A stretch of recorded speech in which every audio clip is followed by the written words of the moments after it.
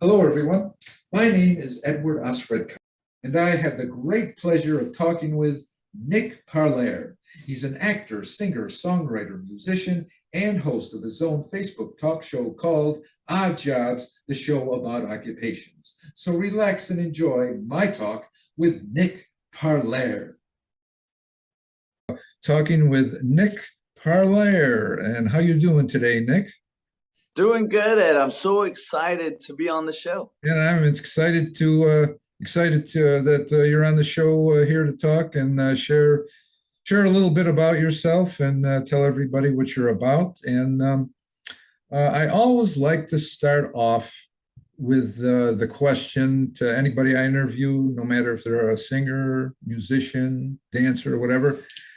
How did you get interested in acting? Tell us a little bit about that. Sure. Okay. It's interesting. Like, I think that people have we all know what good characteristics are, and we have characteristics that hit us more at home in our hearts than other ones might. Mine is to bring joy to people, and every task, every job I've ever had, Hmm. that has been my goal, just to find a way to make the world a better place by bringing just a little bit more joy into it. Yeah. And one day it was 2018. I was looking for, just a brand new way to try and bring just a little bit more joy into the world. And I thought I would love to be an actor. And I went down the street to our local theater, Uh-huh. and the rest is history. Yeah. So that was like a local community theater then, just for anybody that wanted to audition and kind of try their acting chops out. That's right. That's Mhm. right. I did that. So I acted for, it's a cool story. So I acted for about a year. I did five plays, Oh, five wow. theater plays. Wow. And then I have this best friend, and he came to all my plays. And he one day he was sick, and he didn't make it to one of mine. So I'm thinking, wow, he must be pretty sick. So I went down to visit him, and he had to go to work while I got there. So I'm walking around downtown Charlotte, and I see this sign that says auditions. And I'm like, as an actor, as a new actor, I'm thinking, what is this? Is this something I'd be interested in? Let me it piqued my Yeah, curiosity. Let me definitely. see what's Yeah. Yeah. going on. And so I walked in, and it was a talent agency. Oh, wow. And and it was awesome. And in this time, they had us do a perform a Sears commercial, an old Sears commercial. And in this tiny room, it was before COVID. There was about 100 people in Wow. this tiny room, and Wow. they had our forms that we had filled out. And they come in, they say, we liked all of you. Out of the 100 people, there were 92. There's a stack of 92, and they said, we're going to offer you all some auditioning acting school references. We Cool. want you all to come back and try it, and Oh, you're just not quite ready yet. So I'm thinking, I gave it a shot. And right, so they right. read through the list of 92, and I'm thinking, they didn't say my name. What's going on? So you didn't you assumed that they didn't even know who you were, what your name was, and would probably never contact you again? Something like That's right. That's right. And that? so they said our next stack has two people, and it has everyone with the prerequisites that we look for, the great headshots, all of that. I wasn't one of those two either. I was in the final group of six, and they said, we liked you all. We saw something that we liked about Okay. each of you, and we want to work with you all just a few days, see if you can take direction, see what your potential might be. Right, And right. then after the end of the few days, we'll decide whether we want to sign you or not. And so I'm like, I was in that group, and they worked with me for a few days. And then they said, we want to offer you a contract. And it was with Wow. Evolution Models and Talent out of Charlotte, North Carolina, out of Atlanta, Wow, way to go. Georgia. And they signed me, and here we are. Yeah. So then when you first went in for that audition, you thought you were auditioning for like a play or something, but not necessarily auditioning for a talent agency. Is that That's right. When I saw wow. the thing, when I saw the sign that said auditions, I was like, let's just see what it is. Yeah, yeah, And yeah, then I came in, and it turned out to be a talent agency, and I'm like, let's give it a try. yeah, yeah, yeah. So then you've been with them ever since then, ever since. Been with them ever since I signed with them. It was January of 2020 when Okay. I signed my contract, and then COVID hit pretty hard, and so that was unfortunate, but Yeah, yeah, it yeah. worked out. Well, it all worked out for the better. Yeah, yeah. Uh, let's see. Well, talking about COVID and how it changed all of our careers and everything. So then, when COVID hit, and you could no longer say audition through your agency for different projects, is that when you turned to Zoom? Because I mean, that's where I first met you through Alpha NYC and all the Zoom projects that they had. Is that when you went into Zoom? That's right. So I got an email from Elizabeth Aquino, one of the great Oh minds yes, in all of theater, all of acting, all of definitely, anything really. And definitely. I got an email from her, and she was saying, come on, audition for this play. And so I'd never really thought about acting on Zoom before, but desperate times call for desperate That's measures. right. That's right. That's right. And so I met, I auditioned for the show, and then so that was for the Brothers Grimm Spectaculathon, Okay. Okay. and it just opened such a door with the Alpha NYC to meet so many incredible people, It just like does. House Redcar, of course. That's right. And So many Parleir. incredible folks, and to really work on so much of my craft, and there is just so much talent in the There Alpha is. NYC, so There much, is. And and yeah. it's Yeah. been amazing. And not only that, but when you work on Zoom like that, you're absolutely working with people from I mean, essentially all over the world, not, That's right. the country. And it's been so nice to kind of like, interact with performers from all over the world, and just maybe pick a I think we all kind of like scavenge each other's kind of ideas sometimes. We let them know Oh, that sure, sure. and you pick up so many different things, and it's just been so awesome, and Yeah. such a treat, and such kind of like throwing gasoline on the fire of my acting abilities. That's right. That's right. Once it's lit, you're ignited and you just take off like a rocket, right? That's right, What ready, you yeah, have. ready to shoot off. That's right. That's right. Yeah, yeah. We're talking about meeting people, actors from all over the country and the world. I can remember with the Alpha NYC, it was Lady Windermere's Fan. That was Ah, one of their projects, and I happened to be privileged to be in that there. And we had one fella that he was zooming all the way from South Africa, and that's the oh first. wow. I mean, I've worked on projects where people have lived like in Canada, like on the West Coast or around Toronto, but never like from South Africa. So when we were on, like when the show started, say 7 or 8 o'clock at night here Eastern time, it's like Sure. he was acting like 2 or 3 o'clock in his morning, and it's like that guy deserves a lot of credit. And it's like, That's right. A you lot of know, dedication. oh, definitely, definitely, yeah, yeah.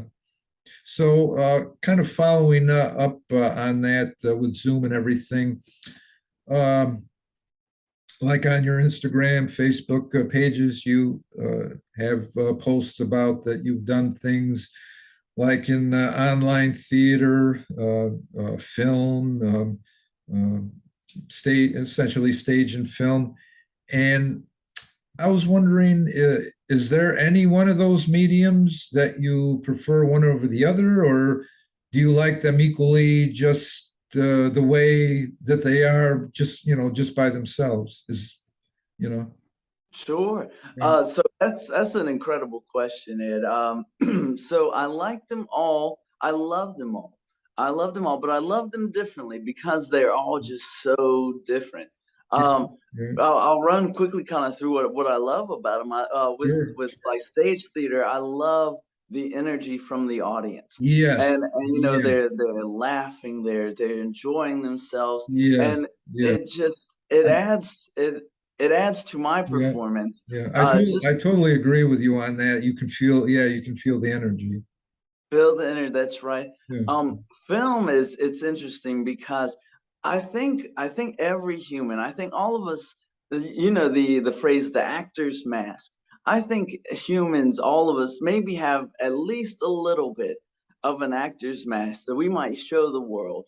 for And sure. film is interesting because you can meet someone exactly where they are. You know, they might be at home by themselves, and you can meet them in their most vulnerable, their rawest state, and maybe you know bring them joy, inspire them, maybe Right. comfort them with your performance. And I love that about them, just to try and make the world just a little bit better Yes. by Yeah. by just trying to create something amazing in the lives of others. Yes. Yeah. Yeah. Then we have now we have, you know, virtual theater, which that's awesome.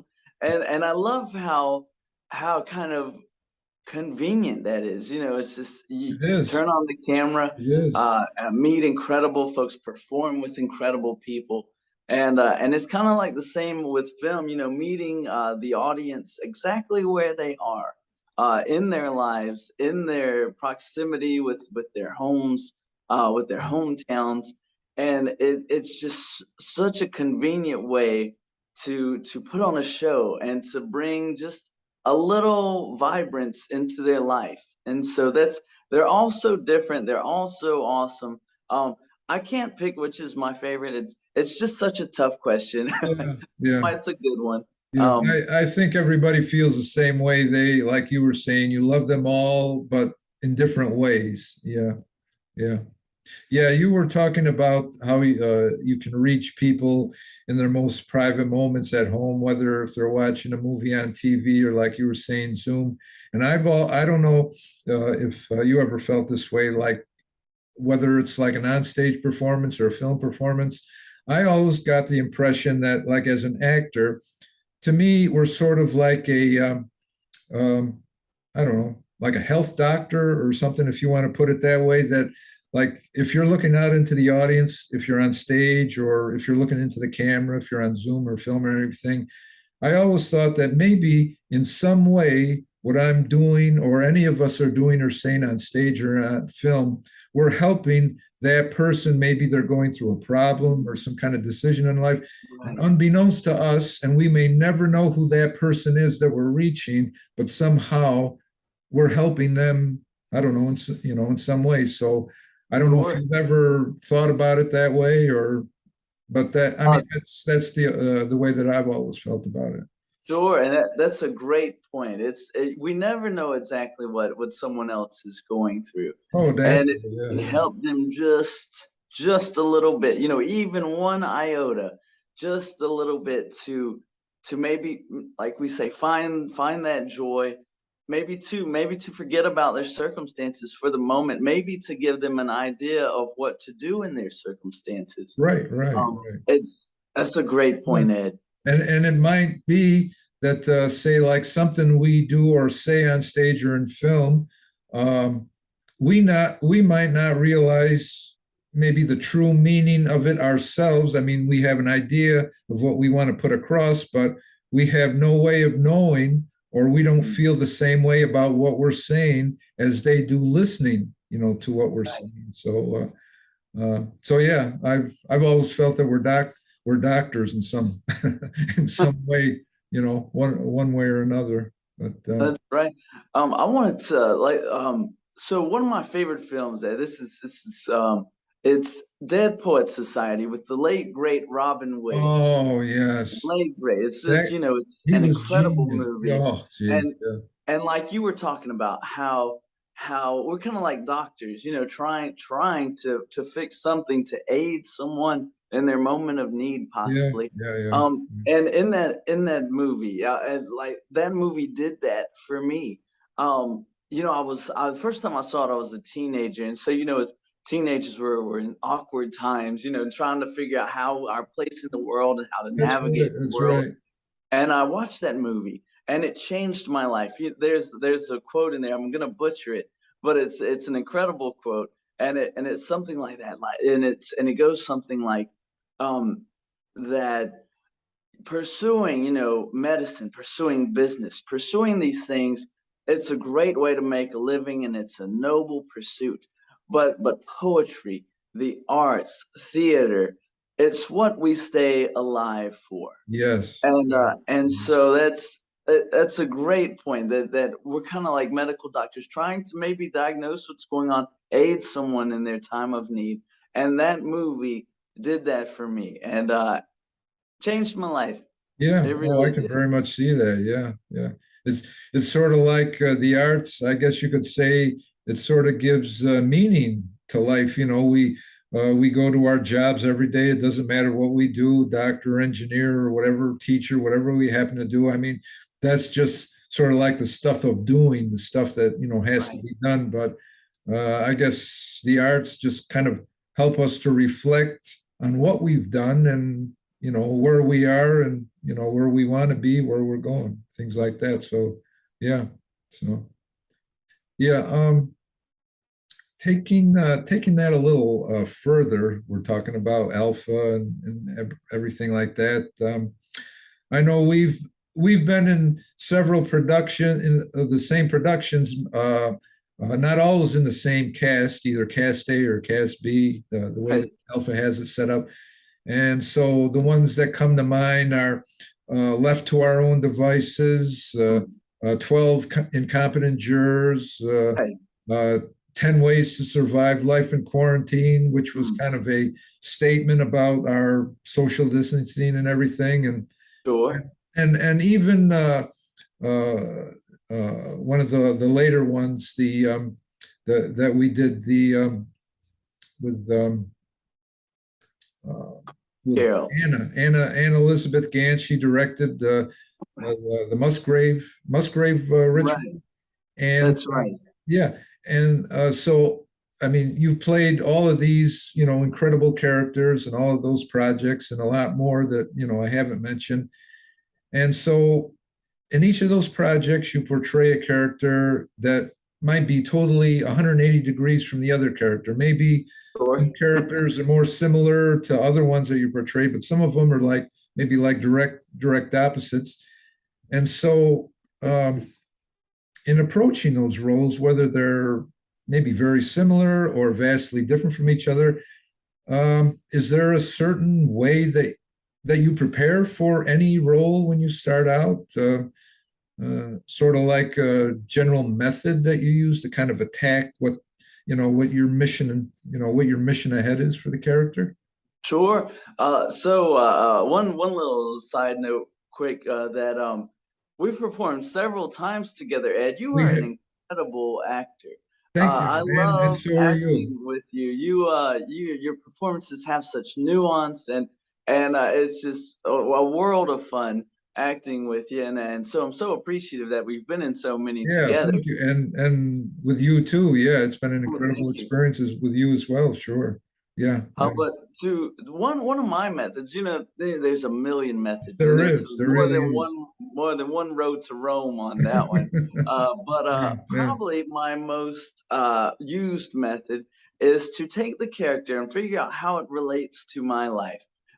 Because I've seen the world from Nick Parleir's eyes, Right, right, Nick Parleir's eyes alone, and so I try to figure out sort of how the character relates to me, and what sort of nugget in my life I can expand upon to create this character, and just take that seed of who I am, and put it into the character, and just try to figure out how that blossoms, right, right, right, and kind of become what it eventually becomes. right. I do that. Yeah, I do that with film. Do that with the Alpha. Do that Yeah, with yeah, stage theater. That's one of the ones that works in any venue.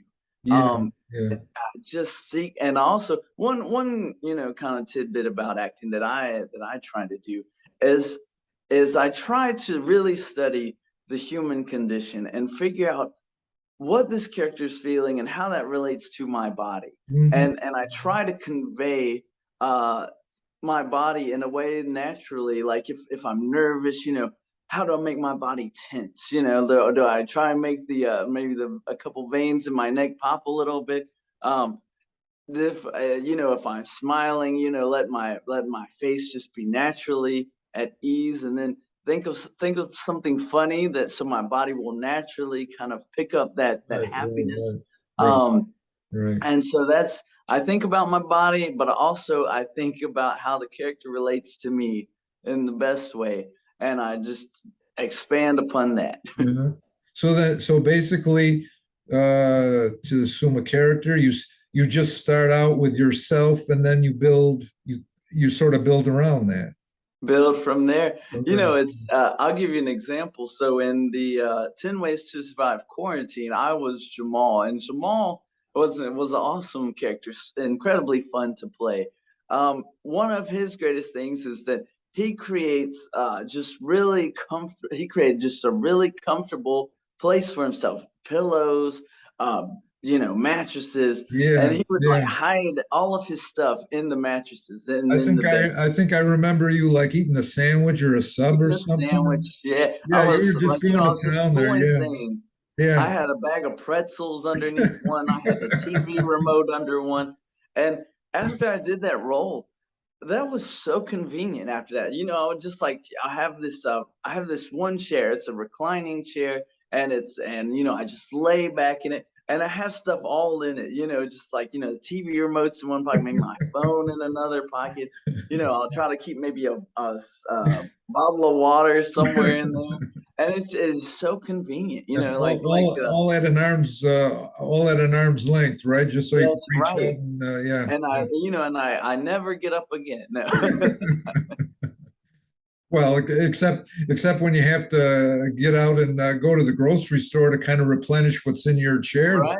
You have. But I take out my phone to fill out my shopping list now. I reach in that pocket and And I bet you have them deliver it to the house too, right? The way they deliver it to do the house, leave it by the door. I'm not it. ready to get up yet. Yep. Kind of wheel yourself from where you are. If your recliner's on wheels, kind of just push yourself across the floor and That's right. yeah. Ever since I was cast as Jamal, I gained about 40 pounds. No, That sounds like an awesome system too. I mean, convenience at a fingertip. I think more of us should adopt that. Yeah, that's right. that sounds like an easy way to go through life. Yeah, lot less hardship and a lot less concentrating on trying to how to get things done. If it's all at an arm's length, there it is. That's right. And it's like we were talking about performances inspiring life. So Yeah. So your performances really did affect your life instead of the other way around. Your life affecting your performances. that's right. Like 50-50 equal like that. But yeah, like you were saying, how you approach like a role. Sometimes what I do is like, say, like if I get a script and like a lot of times they'll tell you, like when you first read through a script, don't like read it with any emotion, just kind of Mm. understand what's going on in the story. And then like after that, I'll sort of get a feeling of, well, I think maybe I want my character to act this way or that way. So then Sure. I kind of add that layer, and then I'll say, well, how would this character like speak, talk, his mannerisms, and then I can add that layer on top of that. So it's well, yeah, it's similar to what you do, things like that. Yeah, Nice. yeah, yeah, One thing that I've added recently, and maybe I should have added this a long time ago, is I try to get to know my lines so well that it becomes like another person, another castmate that I'm acting with, and like I just experience the lines as you're going through them and react, interact, and just pretend you know your lines so well that you pretend it's another castmate that you're acting with. yeah. And so it's been helping me a lot lately. It's been really beneficial. Yeah, yeah. Now, besides that audition that you did for the talent agency, and like before that, like before 2018 when you first got into acting, and then 2020 when you finally got signed, besides all of that and like your experience in theater or film or whatever, have you had any formal acting training besides that? Because I know I haven't. I've never had any like formal acting training. So I was just wondering what your experiences were. Sure.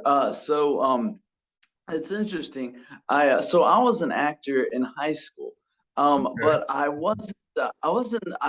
turned out that I'm an actor who has to draw off of personal experiences. Yeah. So I wasn't like very good really, because like at that moment in my life I didn't have that many personal experiences to draw upon in Right, my right. and so my acting career kind of started in high school.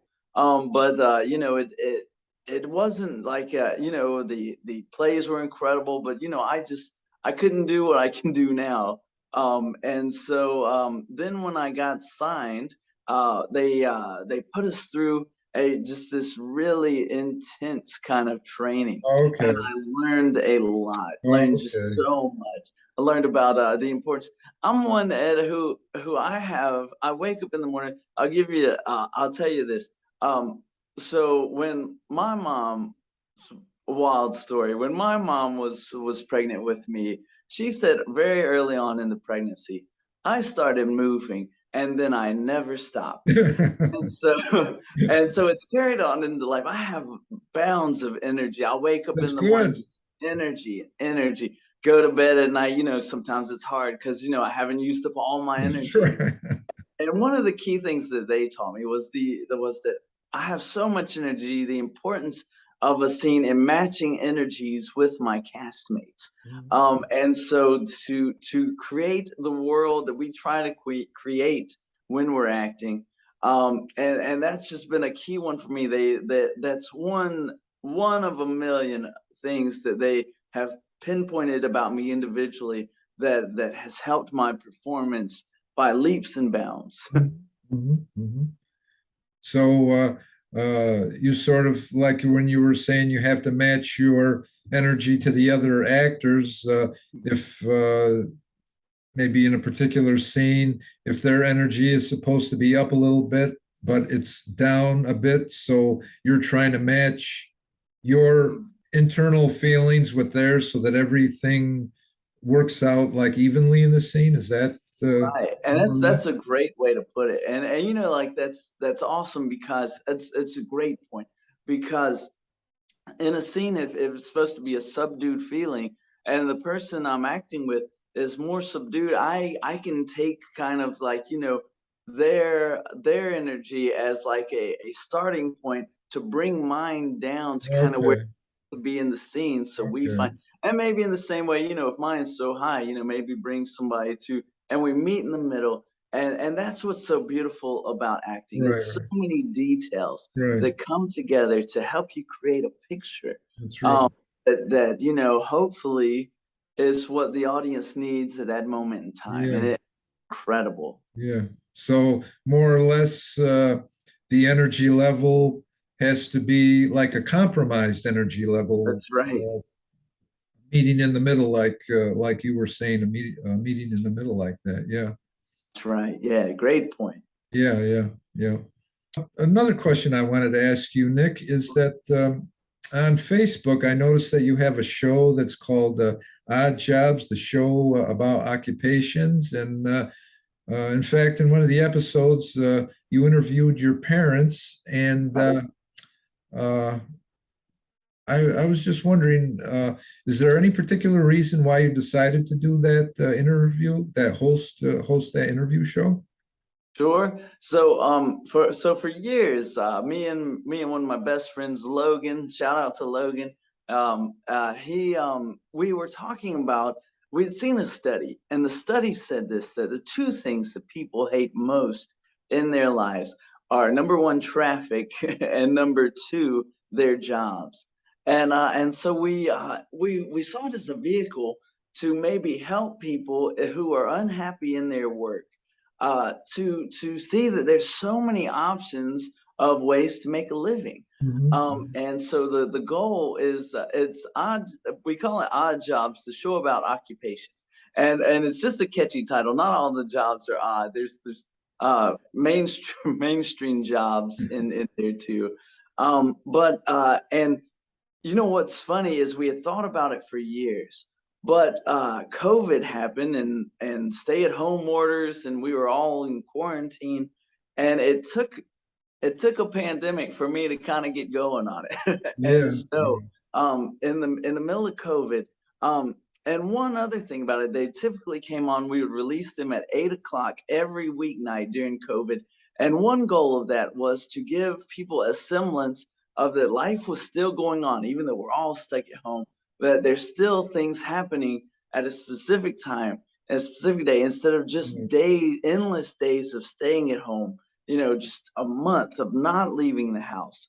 And so the goal was, like I said, to if someone's unhappy in their job, life is too short to be unhappy with what you do. That's true. That's true. And Yeah. so the goal of that show is so it's on Facebook. It's been on like a local network here in Rockingham County in Eden, North Carolina. Oh, Um, really? Great. so it's Yeah. been on a local network here. And so it's just been a great show. Yeah. I had loads of good Yeah. feedback from it, loads of folks who learned about other professions and thought, I can get out of the profession I dislike and find one that I really love. And Right. so, the saying, there's that saying that if you love what you do, you'll never work a day in your life. That's true. That's That was the true. goal. That was the true goal of that show. That's true. That's true. So then you're actually part of that TV station's programming schedule then. Sure. They put, it's funny because our episodes were varying lengths. And so when they come on the station, they have to sometimes I have to put a couple together. Sometimes the music one, I had a couple of our musicians from the area on the show. And they were incredible. That show, we were just sitting around talking about music. Um that show was our longest show. I think that one was 45 minutes.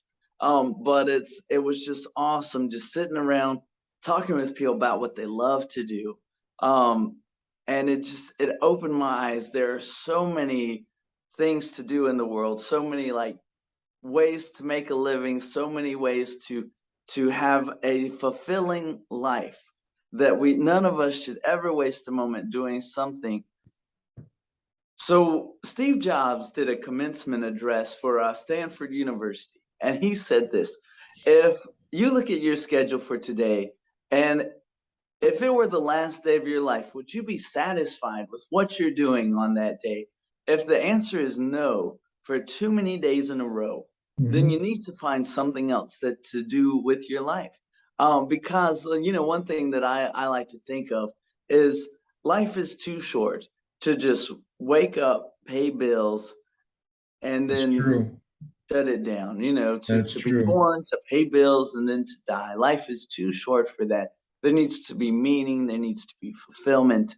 And that's, I think about it like this, like a droplet hitting water, hitting a lake and creating ripples. If we're living the life that makes us most happy and most fulfilled, it's going to be a droplet into water. And hopefully the ripples will affect people, and they'll affect people, and they'll affect people. Mhm. And the world will just be such an incredible place because we've brought fulfillment, we've brought joy, we've brought contentment, happiness, all the good characteristics. And and so we need to find the meaning in our lives that just inspire others to find the meaning in theirs, a meaning of just excitement to wake up in the morning and kind of clap your hands and Yeah. say, And the be day is starting and I'm super excited about what's going to happen right. later. And just be thankful that Mm, you've been given the talent. You know, if you have talent or especially the health. right, If you don't have your health, right, everything else is nothing. I mean, that's that's right. what I've learned. You know, if you don't have your health, Everything else comes second to your health. If you got your health, Right. go 100%, Yeah, use 100% of your energy. Yeah. that's right. Sure. That reminds me, you were talking about ripple effect and everything. I once heard a quote that said, that was talking about dreams.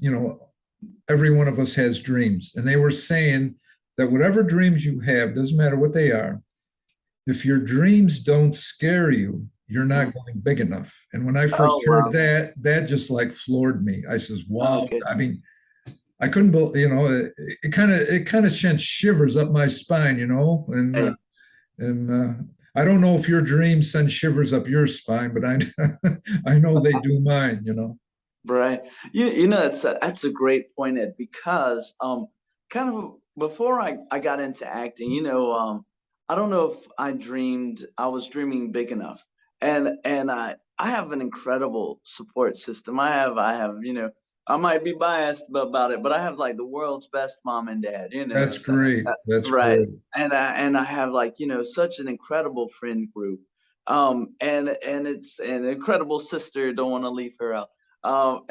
And so I have such a good, stable, loving environment to grow, and nurturing That's environment to good. grow That's out of. good. And that's a great point, Ed. Before I got into acting, I don't think I was dreaming big enough. And it's right, our goals should scare us a little bit, That's should right. scare us That's a right. little bit. And That's right. and it reminds me of when, Teddy Roosevelt was talking about the man in the arena. Um, we should create an arena of our lives. And maybe the bear or whatever the obstacle is, our dreams, we should attack them, and should they should be so formidable that it requires the best of us to knock That's them out. right. And Right. and so, Yeah. if we're not pursuing our Yeah. best, what are we doing? That's right. That's right. So Sort of when you wake up in the morning, if you're not using like every ounce of what you've got until the very end of the day when your head hits the pillow, it's right. like you were saying, what's it all for? You know, Yeah. what's it all for? One more quote that, well, I might be paraphrasing it, but to go along with that is that in life, all of us like feel uncomfortable with situations, like we were talking, maybe if something's new and we're unfamiliar, it's unfamiliar territory with us. And this one saying says that you have to be comfortable with being uncomfortable. Right. And I don't know how many times in my life that I have used that to Mm. keep chasing the dream, keep pursuing Sure. what was ahead. So I don't know what your thoughts are on that. Sure. That's a great point. It's if we get comfortable being uncomfortable, what can stop us? That's right. That's right. What can stop us? That's right. That's right. And I think maybe those who were maybe on the fence or on the brink and wondering, well, geez, I'd like to do this. And it's like, well, if you don't feel uncomfortable for a little while, it's never going to happen. So you have to sort of, like they say, pick up your bootstraps and hang on That's and right. and get ready for the ride. That's right. Yeah, Great yeah, point. yeah. Talking about rides, Mm. you and I are both on a, mutual ride currently, and Sure. that is in the film that's directed, and she's also acting in it by Mm. Chocolate Kea, whom I interviewed a few weeks ago, Mm. and that's the film that she's entitled "The Coin Drop." Right. And uh, could you kind of enlighten us on what character you play and what that character is all about? Sure. So my character, I'm playing a handler. So the film is going to be incredible. It's going to be suspenseful. It's Mhm. suspenseful. It's going to be um just exciting, fulfilling, a must watch. It's Definitely, a definitely. show Yeah. Cho is so talented. You know, she's a comedian, she's a model, she's an actress, Yeah, she's yeah, a yeah, yeah, yeah, musician. yeah, Um, yeah, there- all over the spectrum. It's all over. amazing. You know, there's that quote about JFK said it, but John F. Kennedy said it. He said that this is the most talent joined together except for when Thomas Jefferson dined alone. And you know, it's the same for Cho. You know, when Cho dines alone, some of the best talents in the world in so many different areas. That's right. That's Um, right. That's right. but the so I'm gonna play a handler. People are gonna come to me with their problems in the movie. I'm gonna fix them. You know, I'm Yeah, a fixer. That's you're a what's fixer. gonna Yeah. happen. And so folks are gonna come to me and and Including my character, I think you'll probably have a little dealings with him, but we won't reveal too much of the plot. um, folks will have to see the show. You know. That's right. That's right. And Yeah. I saw the cast list, and the cast list has some of the most It, incredible people. You know, it, they're incredible performers, but they might be even more incredible people. yeah. Well, And yeah, yeah, yeah. and so this it's just some of the best folks to ever walk the planet, Yeah. I and know. I'm Yeah. super excited to perform with them. Yeah. I know when she first posted an Instagram story where she showed a picture of uh, the cast list page on her laptop there, and that was sort of like the debut advertisement Right. for the project. And like you were saying, I looked at that cast list, and it's like, my gosh, I mean, it's such a long cast list of great talented people, you know, Great talent. all crammed into one project, and Right. it's absolutely, yeah, like you say, it's absolutely going to be amazing there. And and uh, now in the beginning to make the film, it's sort of like a combination of on location scenes, which you and I are going to have some together, and Sure. also self-tape scenes, like making a self-tape audition. So, did you have to make a lot of those self-tape scenes in advance of this actual on-location work? Oh, so not too much in this one. I've done that in another production. That's always exciting to kind of see your prep work kind of pair with the production that it goes into and see the puzzle pieces that fit together in such a beautiful kind of tapestry of Yes, yes, just the pieces that come together to create the whole.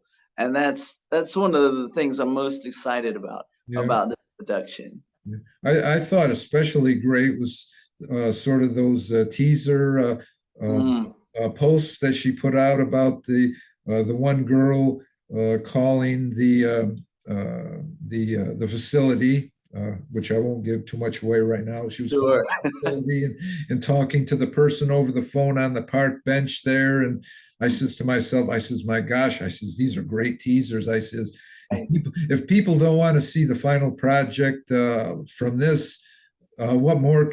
What can more can they want to be teased about? You know, with these great teaser posts like that, the park scene, and then Mm, the interior camera shot, the interior scene with Cho right. and one of the other actresses, and I, I says this is an excellent way to just to kind of pique people's That's curiosity to right. to want to watch the play like that. So Right. That's right. Gosh. And I'm so excited for it to come out. It's going to be an incredible production. it is, it So is. everybody stay tuned for that one. That one's it's it's going to be amazing. That's right. That's right. That's right. And they'll actually get to see the story unfold that's been teased before them. So I think they're going to want to stick around for that Mm, so they can see how the whole story ends. So that's right. has this been the first project that you've worked on where it's a combination of like submitted self-tape scenes accompanied by actual on-location scenes? Is this the first one of its kind for you? Let's see. So, Whew, trying to think here. There's been at least one other one, but it's awesome. You know, it's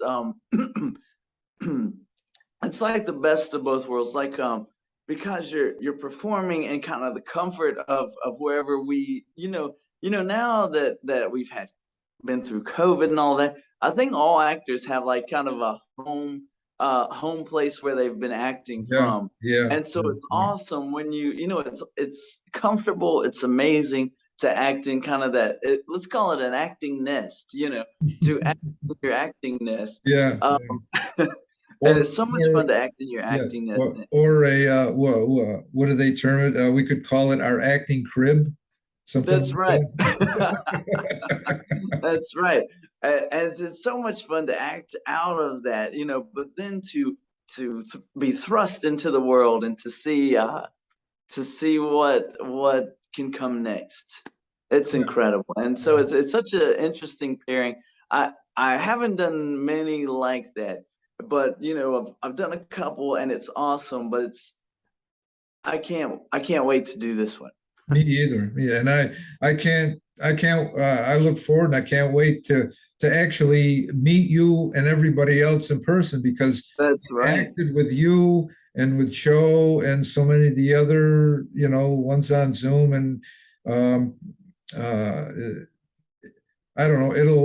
It'll probably be like a surreal experience. And it's like, oh That's my right. God, are you a real person? Oh my God, I've seen you on screen and you're actually real. Wow, it's gonna floor me. Yeah, yeah, Sure.